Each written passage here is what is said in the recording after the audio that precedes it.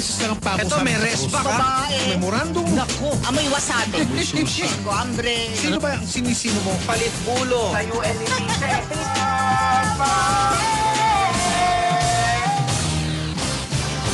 Aral. Wala sino kaya? Walang sino ngayon. Ang mga balota ay hindi tinanggap ng busy. Bati muna tayo. Good morning mga igan. Magandang umaga po sa inyo lahat.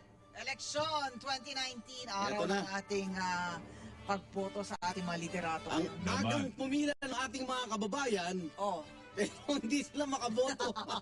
tayo Ano nakapila. ba naman? Madami Maagang nakapila. pumila. Alas Pero 6 at pa least, lang. nag-improve yung ating pagtulong o pag-ayuda sa mga senior citizen o kaya mga persons with disabilities. Although may ilang lugar pala, nasa third floor pa rin. Oo nga. Ibababa na lang daw yung mga balota, sabi ng mga chairman ng mga election board inspectors. Ayan. Ba't ito nilagay? Dapat nasa ground floor, Parang di ba? walang foresight. Mukhang na ano, Wala nang ibang oversight na paglalagyan. naman. Pero ilan sa mga problema, Ano yung mga so far na iulat na problema sa mga ito yung mga BCM hindi gumagana, so papalitan ng bago.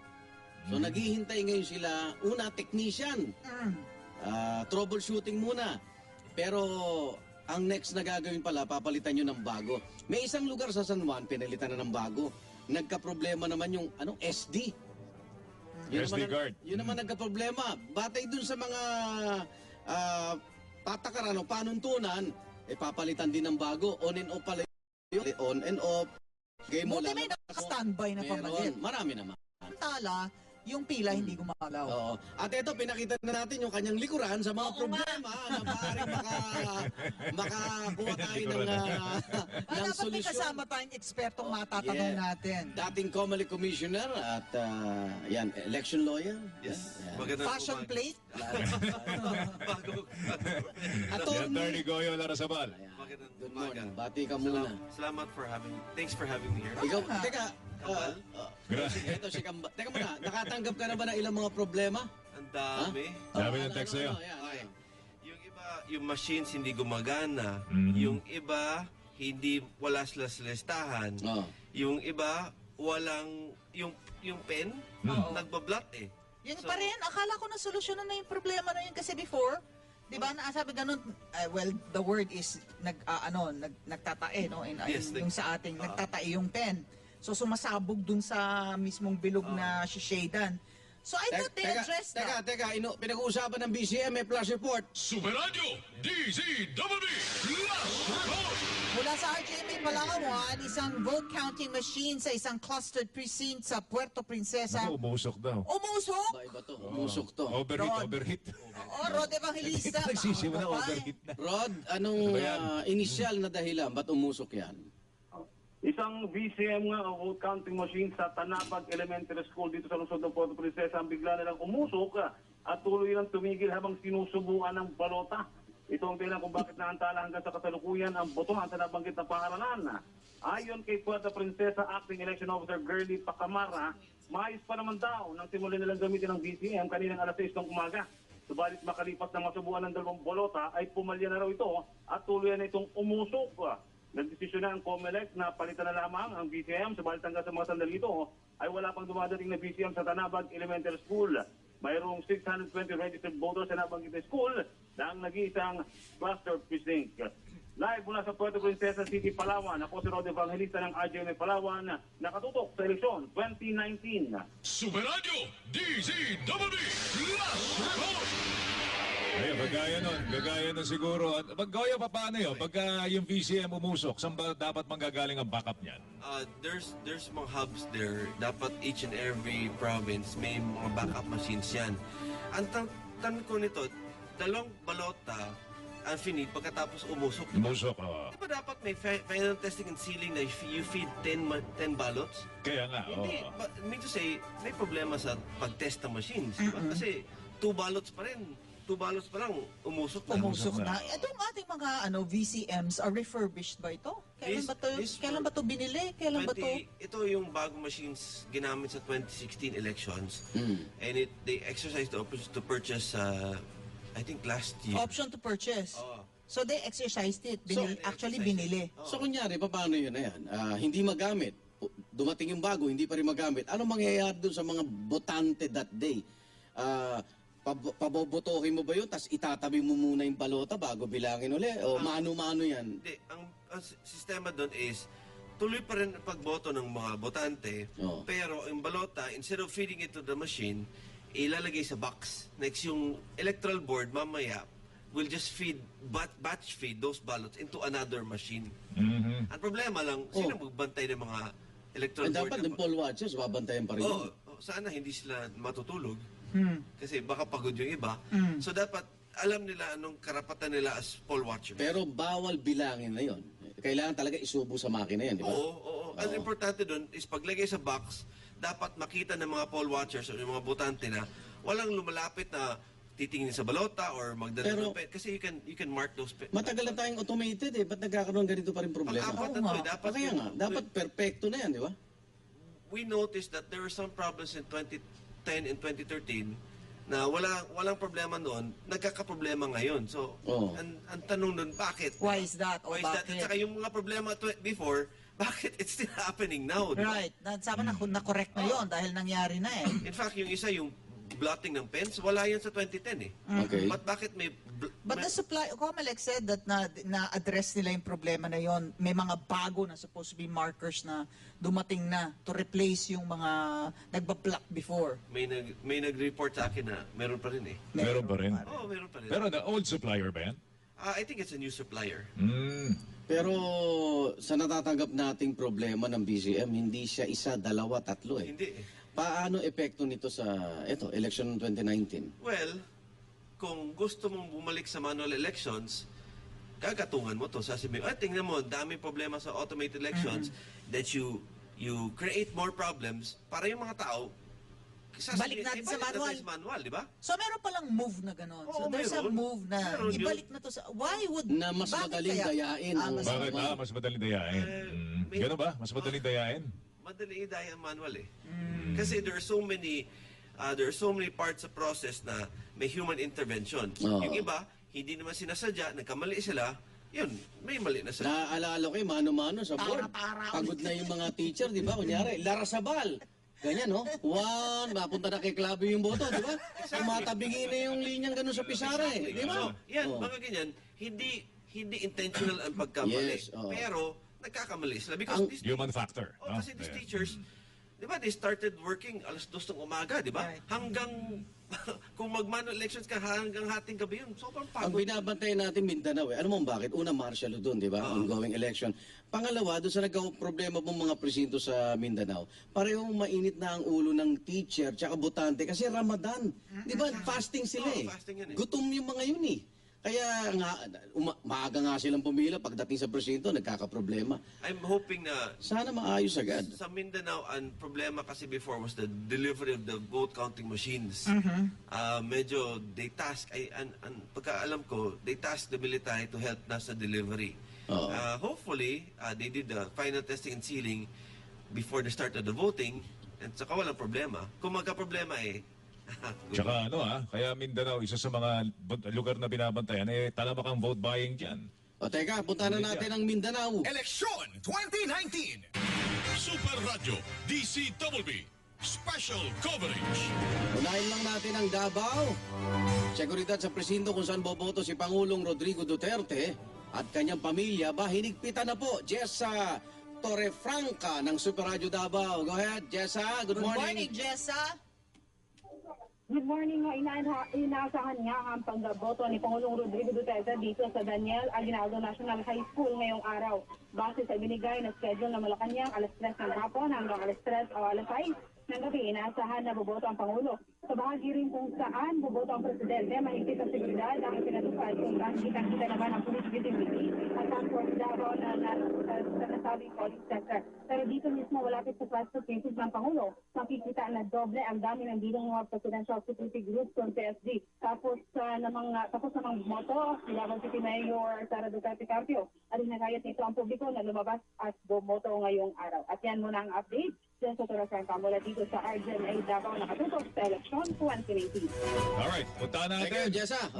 Ang DXGN-FM Davao City. Alamin natin yung CBCP President si Archbishop Romulo Valles. Nagpaalala sa publiko, mag-ingat po sa mga naglilipa ng mga fake news ngayon. Nako, yung mga disqualified daw. May mga disqualified daw. Oo.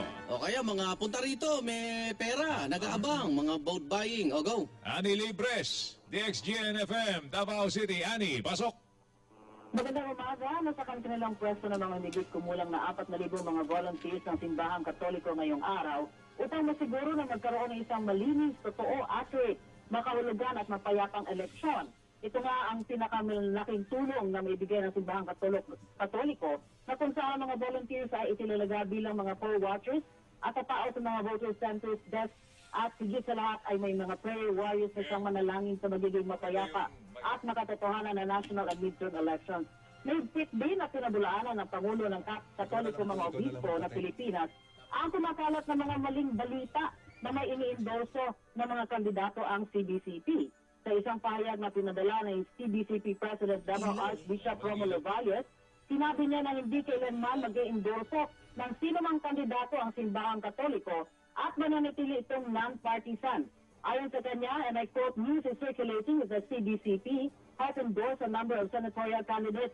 10 mga pangalan po yan. This is pure fake news. Absolutely not true. Bishops and priests are not allowed to do that. That is clearly partisan politics.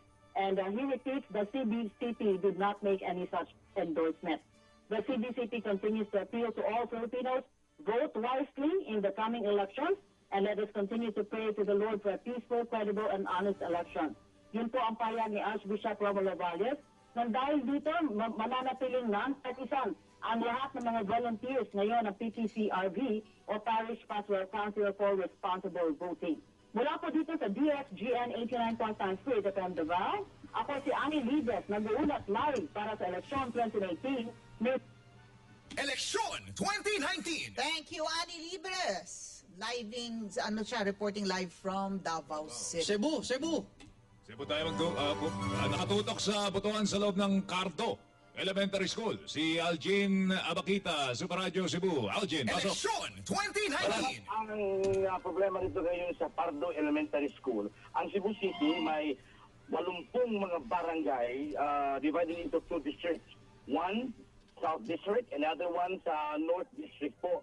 Itong sa South District, may mga VCM na hindi gumagana, pati na yung mga voters registration verifying machine, kasi may isa sa mga botante dito, naglagay ng bubble gum sa kanyang balota. Anong ipinasok ito sa VCM, hindi gumagana kasi nakapasok din doon yung bubble gum. Kaya nga, ang mga technician mula rito sa Cebu City Comelec, nagpadala ng bagong mga VC contingency para change yung balota. Yung mga botante, patuloy din sila na bumoto, lahat ng mga balota nila, inilagay sa isang box, pagkatapos, lahat ng mga watcher na sa loob ng presinto, sa loob ng cluster, nag-witness nung ipinasok yung mga balota sa bagong VCM. Aside from that, meron din mga problema sa voters registration verifying machine. Halos lahat ng mga schools dito sa North and South sa Cebu City, nung ginawa naman ng Comelec Cebu, pinagpatuloy pa rin yung botasyon sa lahat ng mga botante. With regards to emergency accessible polling place, lahat ng mga schools meron naman dyan, mga Bontes, mga PWD, mga senior citizens, kasi may mga president at classroom president na sa ika-4 na floor na pakahirap naman sa mga senior citizens na umakyat doon. Kaya yung ginawa nila, may representante accredited ng Comelec na nagkumuha ng balota at dadalhin yung balota with the representative of the watcher doon sa baba ng building at doon sila pinagboto. Kesa lang, first come, first serve. Algin. Yes, sir. Yung naglagay ng bubble gum, member ba ng bubble gang yan? Ano bang sinadya ba yun? O paano? Hindi ba nahuli? Dapat hinuli. Ang tansya sa Comelec, parang sinadya kasi para gusto niya na wala na mga balota mapasok sa BCM. So ginawa, kumuha sila ng Comelec technician, pati yung mga pulis na nasa loob ng perimeter ng schools at iniimbestiga kung bakit yung binilagyan ng bubble gum yung kanyang balota. Kasi medyo nakapadelay ng votation sa loob ng class represent. yung makina, pinalitan na ng COMELEC, at according to the COMELEC, na nakapasok na ng mga 20 official ballots sa loob na ng makina. Kaya so lang, pagkatapos nung na-discover na ng bubble gum, hindi na gumana yung makina at pinalitan. Biruin mo yun, sinira yung makina. Sinira yung makina, hindi ba siya pagbabayaran dyan? Dapat may kaso yun. Dapat may kaso yan. Kasi property ng gobyerno yan eh. Oo. It's an election offense according to the COMELEC officer dito sa South District ng Cebu City. At aside from that, si Attorney Marcel Sarno, yung COMELEC officer dito sa South District ng Cebu City, nang-inhibit bilang chairman of the board canvassers kasi nakatanggap siya ng death threat kahapon through text. Hindi niya alam kung saan galing itong text na ito, yung death threat na natanggap niya. Kaya pag just to hit the biases, para maiwan yung mga biases na yan, kaya ng umaga, nag-inhibit siya bilang chairman ng Board of Canvassers. Yung kabilang COMELEC officer ng North District ay na siya rin itinalaga na chairman ng Board of Canvassers mamayang gabi. Okay? Okay, thank you, Algin. Yeah, mula dito sa Super Radio Cebu, Algin Abakita, nakatutok sa eleksyon 2019. O paano yun, Sinadya yun. Alam mo bakit? Commissioner? Paano yun? Sinadya yun to disenfranchise voters. Kasi, for example, ako yung kandidato, di ba? Or ako yung supporter ng kandidato. Alam ko yung kalaban ng sinusuportahan ko, malakas sa presinto nito. So, I'll disrupt the proceedings. Para hindi makaboto yung mga botante, di ba? Ayun, oo. So, papalitan yun, di ba? Papalitan yan. But in the meantime, may delay na yung mga tao, hassle. Kaya nga, Walang machine dyan. Uwi na tayo, di ba? Kaya tanong ni Anong Ali, anong kinakaso kaso? doon? Anong kaso yan? Well, I'm sure they can file a case under the Omnibus Election Code, under 261. Kasi that's not electoral sabotage, but that's disrupting the proceedings and destroying public Public property. Oo, gobyerno, pag-aaral ng gobyerno eh. Pero bubblegum lang, ano? Okay, ito naman tayo. RGMA Naga. Nakatutok sa botohan sa Tabuco Central School sa Naga City, si Catherine Cater ng RGMA Naga. Catherine, good morning. Catherine. Balikan natin si Catherine. Ayan, CMN tayo. May mga senior citizen na unang bumoto na sa Nueva Vizcaya. Alabay natin ang balita mula sa CMN Bayumbong DWRV. Si Wilhelmina Baliton. Wilhelmina, hello. Good morning. Yes, sir. Good morning po. Pagamat makulungin pa lang ang panahon kaninang umaga, maagang pumila po ang mga senior citizens dito sa Bayumbong Nueva Vizcaya. Kitang-kita yung mga puting buhok sa mga nakapila at hinilingan ng mga BEIs na maunawaan at magbigay daan sa mga senior citizens na nakapila. Ganun na rin sa ating mga persons with disabilities. Sa ngayon, isang SD card ang corrupted na naitala dito sa probinsya ng Nueva Vizcaya doon sa isa sa mga pinakamalayong bayan sa bayan po ng Kasibu. At isang BCM ang ayaw maglabas ng resibo sa bayan po ng Bambang. Ayon kay Attorney Erwin Valeroso, ang provincial election na officer ng Nueva Vizcaya, medyo matatagalan ang paresolba ng SD card dahil ito hindi basta-basta napapalitan. Pero pwede pa rin bumoto ang mga botante at sabay-sabay na lang isusubo yung mga balota o magkakasunod na isusubo sa BCM sa oras na maresolba yung problema ng SD card. Tinitingnan naman ng technician ang problema kung bakit ayaw maglabas ng resibo ang BCM sa bayan ng Bambang. So samantala inikaya naman ni Bishop Jose Elmer Mangalinaw ng Diocese ng Bayumbong sa mga botante na bumoto, lumabas sa kanilang mga bahay at bumoto ngayong araw na ito bilang isang responsableng Katoliko at padika sa konsensya at hindi sa halaga ng pera. Ako si Vilma Balito ng DWRB Radio Veritas, CMN Nueva Vizcaya, nakatutok sa eleksyon 2019. Thank you, Eleksyon Catherine. 2019. Balikan natin si ano? Babalikan daw. Balikan natin si Catherine Cater. Balikan natin si Catherine Cater ng RGMA Naga. Catherine, good morning. May problema po sa BCM. Ayan, good morning. Go ahead, Catherine. Dagsana ang dating ng mga botante sa Tabuco Central School dito sa Tabuco, Naga City. Alas 6 ng umaga, opisyal na nag-umpisa at nagbukas ang botohan sa Tabuco Central School.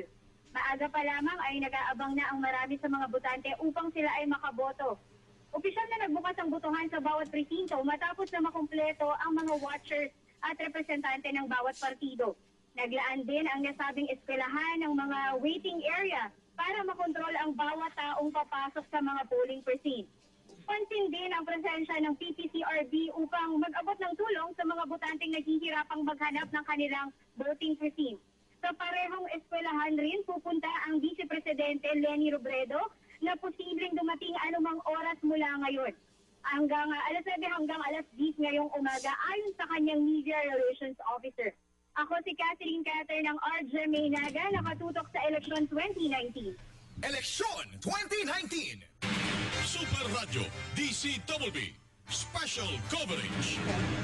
So, BCM pa rin ang flavor of the month. At saka SD cards. SD SD cards. cards. Paano yung sinasabi corrupted Tsaka yung daw yung SD blotting ng card? ano, ng Sa marking Java, pen. sa Java. Yung blotting ng marking pen. Oh, sa Java yun, pati SD card. Kasi yung SD cards, ang nagtaka, maski mga taga-Comelec, bakit it's so systematic at saka daming nagka-problema ng SD cards.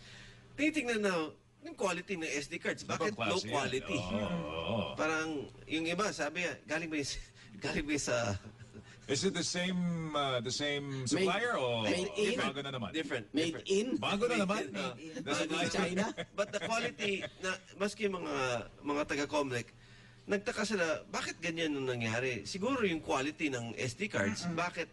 Meron kasi mga brands na alam yun, Oh, you can I don't think this more or is- less count on. Yeah, I no? don't Premium, hindi to premium brand. Hindi I don't think this was the premium. What brand. about itong report na massive ang vote buying Yan at ang saka matindi. mas Eh, malala yeah, eh. daw ngayong Araw, election yung na araw ito? ng election, Or is ano? it because of social media na talagang mas heightened yung... Actually, nahirapan ng PNP kasi pag-report. pwedeng naninira lang din yung magkakalabang Exactly. politiko, di ba? Yun ang mangyayari doon is baka ginagamit yung PNP para sirain yung kalaban nilang Kasi kandidato, di ba? kukunan mo lang yung pera. Exactly. Lalagay mo lang yung picture ng kandidato, tapos na, vote buying na raw. Vote buying na. Next yung iba, I've heard reports na maski wala, nagtipon-tipon ng mga tao, pagkatapos, hinuhuli nila kasi mag-vote buying daw doon. So, nagtaka yung mga Eh, sabi bata ng ngayon. kandidato, mga poll watchers yun. Ang So, dali na. itong sinasabi ng COMELEC is they will entertain only like formal complaints. Oh, na but meron silang downloadable na pro forma di ba, na form. Ang problema lang kasi doon is a lot of these things now, hindi legal ang titingnan niya, yung political eh. For example, titirahin mo yung isang kandidato, uy, nag-vote buying yan. Huwag kayo pumunta doon kasi magdadaya yan. Sinisira na yung kandidato para siya manalo, di ba? It's used as a political tool now, not O legal. minsan naman, may tinanggap na text yung mga botante. Punta kayo sa bahay na ito, magbibigay ng pera si ganito kandidato. Exactly. Nagulat ang yung kandidato, ba't nagpunta ka sa bahay niya? Exactly. So yung mga tao na pupunta doon, magagalit sa Magagalit kandidato, din. di ba? Oh. Meron tayong dalawang flash report. Super Radio DCWB Last Report. Isang gwardya sugatan matapos barilin ng kasamang gwardya sa Marikina City Hall. Detalye ng ulat, Mark Makalalad. Good morning. Magandang umaga, nagkainitan at nagbarila ng dalawang gwardya ng Marikina City Hall sa Barangay Santa Elena, Marikina City. Malapit lamang ito sa Santa Elena Elementary School na nagkakaroon ngayon ng botohan. Ang kay Police Major Arman Buba na alas 7:10 ng umaga kanina nang magbarilan sina Eling Cantuba at Reynaldo Rosal Jr. na security guard ng munisipyo. Nagkaroon daw kasi sila ng pagtatalo sa trabaho dahil inutusan ng suspect ang biktima na buksan ang gate ng munisipyo dahil may papasok na sasakyan pero hindi nakinig sa kanya. Dito na nagdilim ang paningin ng suspect dahil matagal na rin pala silang mayroong alitan. Bumunot ng baril ang suspect at pinaputukan ng 2 beses sa kaliwang leeg ang biktima. At agad ding nagpaputok itong biktima pero hindi niya naman tinamaan itong suspect. Agad na isugod ang biktima sa Amang Rodriguez Hospital. Kasulukuyan ngayong nasa Marikina Police ang suspect at mahaharap sa kasong frustrated homicide. Kinumpiska na rin sa kanya ang kanyang 9mm na baril. Paglilinaw naman ng Marikina Police, wala itong kinalaman sa eleksyon. Ako si Mark Makalalad ng GMA Super Radio DCWB nakatutok para sa eleksyon 2019. Super Radio DCWB Last Report. Oh, dahil naman sa paper jam. Okay, ang vote counting machine. 2 botante na-reject ang boto sa La Huerta Elementary School sa lungsod ng Parañaque. Manny Vargas. Kinumpirma sa atin yung informasyon na yan ng mismong mga technical support ng COMELEC na nakausap natin kanina lamang. At ayon nga dito sa mga tauhan na ito ng COMELEC ay nilapit na lamang sa kanila ng chairman noong presinto na nakasasakop yung insidente, isang VCM o isang vote counting machine yung nasangkot doon sa insidente kung saan ay posible umanong nagkamali o may tupi doon sa balota kung kaya ito nireject nagkaroon ng paper jam at naipit doon sa vote counting machine. Ang naging problema noong ito'y ibigay na dito sa mga support personnel ng COMELEC ay may sira na yung mga balotang nabanggit kaya hindi na pwede pang ipasok sa VCM at tuluyan ng na-reject yung balota ng dalawa nating mga kababayan. Sa mga oras na ito ay tuloy-tuloy pa rin yung kanilang pagtanggap ng mga reklamo kung saan karamihan sa naging problema dito sa VCM, dito sa La Huerta Elementary School, dito sa Parañaque, ay mga paper jam na kinasangkutan ng ilan pang mga vote counting machine at yan ang dahilan kung kaya naman nakabantay kanina pa itong mga tauhan ng COMELEC, yung kanilang support team, kabilang na inakausap natin na si Kimberly Pelevelo na nagkumpirma nitong naganap na insidente ng pagkawasak ng balota kung kaya na-disenfranchise ang dalawa nating kababayan dito sa La Huerta Elementary School. Ako si Manny Vargas ng Super Radio DCWD para sa eleksyon o nakatutok sa eleksyon 2019. Eleksyon 2019. Super Radio DCWB Special Coverage. Eto na. Dating Vice Presidente Jejomar Binay galit na nagtungo sa COMELEC sa PICC dahil nasira ang VCM sa presinto Nasira. na kanyang Nasira pa. pinagbotohan. Ang balita ko, hindi tinanggap yung kanyang balota. Hindi naman nasi... Kasi Sabi alamin Mark natin Ballot. kay Nimpa. Nimpa Ravelo, good morning. Yes, good morning. Galit nga na nagtungo dito sa PICC na command center ng COMELEC itong si dating Vice President Jejomar Binay. Personal niyang ina-report yung pagpalya ng vote counting machine. Actually, kanina sinasabi niya palyado daw yung vote counting machine o hindi maintindihan kung yung mismong balota dahil nung isinubo daw dun sa VCM, 4 na beses kasi ang rule 4 na beses na isusubo doon sa VCM Nireject, oh. So umalis daw siya and then later on tinawagan siya at sabi ay pwede na daw yung VCM pero nireject ulit pagkatapos ng 4 na tries. So yun na yung kanyang ikinagalit sabi niya buti sa kanya daw yun nangyari makakapagreklamo siya kung sa iba-iba daw yun. Sorry. Sa iba-iba daw yun hindi na lang boboto, maiinis na lang. So ito yung tanungin natin paliwanag kasi pagkapasok niya dito may about 15 minutes sila nag-usap ni Director Jimenez at saka ng Director ng Election and Information Department, si Attorney Francis Arabe. So pakinggan lang natin yung paliwanag dito ni Director Jimenez. Ang naging problema yung makina, no? We will find out what exactly went wrong with the machine, but since a lot of ballots were being fed and being rejected, then clearly it was the machine. Kanina I was asked, are you sure it's not the machine? I said, if the ballots are being accepted, and then just the one ballot is being rejected, then you have a problem with the ballot. Pero clearly, what's happening now, and we found this out later on investigation, is that it was the machine that was rejecting the ballot. Maraming sunod-sunod na na-reject. So, lahat yun, masasama dito sa solusyon na ginagawa natin. Alright? Yun kung yung pagboto ng mga botante, so hindi po ba madidelay yung... Well, definitely, magkakaroon ng konting delay as there will be some batch feeding, no? But I think we can accommodate the delay kasi yung ating voting naman, tuloy-tuloy naman yan hanggang alas 6 ng gabi. Sir, di ba na-replace po yung VCM na unang nag-reject? So what happens po doon sa mga na-feed na doon sa unang VCM pagkaganyan? Naman na yung data na yun no? So ang problema lang, yung accepting or yung pagsubo ng bagong balota. Yung mga napasok na, nasa memory na yun. So yung balota po ni VP Binay? Ay, hindi natanggap. So i-refeed yan. Okay. Feed po doon sa second VCM. Sa second VCM, doon sa replacement. Okay, thank you. Report po ba nagbobotohan na doon? Thank you na raw. Pero, Thank you sa Director Jimenez. So, pero ang nag-thank you na. kanina habang Yung nandun tanong sila mo, sa hindi loob. nasagot Oo, kasi tinatanong natin kung ano yung solution sa ganyang situation. Thank you daw.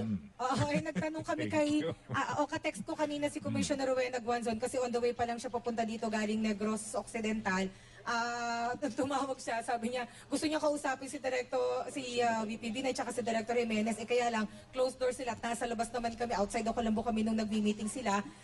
Pero ito yung ang naging system, ang sabi ni Director Jimenez, ang naging problema yung VCM, so i-replace yung VCM. Ngayon, kapag nagka-problema yung vote counting machine na yung VCM, yung unang VCM, yung data na pumasok doon, nandun na yun, bilang na yun. So, i-add yun dun sa makukuhang boto mula sa replacement na VCM. Ayan. Oo. Pero yung boto ni Vice President Binay, Hindi pa counted kasi hindi niya dinahin. pagbibigyan ba uli siya?